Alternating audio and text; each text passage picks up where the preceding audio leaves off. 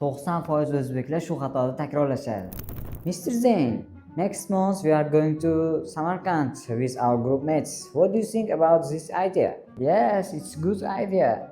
I am agree, sir. Oh no guys, it's simple mistake. Aslida mana bunday bo'lishi kerak. Agree fe'li hech qachon to be bilan kelmaydi. I agree shunday bo'ladi. Men roziman, men qo'shilaman degan ma'noni anglatadi.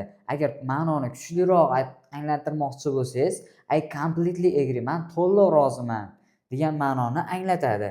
Agar siz ham ingliz tilini qishloqcha versiyada o'rganishni xohlasangiz, men sahifamga obuna bo'ling, videolarimga like bosing, izohlarda fikrlaringizni yozib qoldiring. Qanaqa darslar qiziqarli bo'ladi, qanaqa mavzular qiziqarli bo'ladi, sizlar uchun qaysi mavzular kerakli bo'ladi, shularni yozib qoldirsanglar, men shular haqida qisqa shunaqa kulgili videolar orqali sizlarga ingliz tilini qishloqcha versiyada o'rgataman.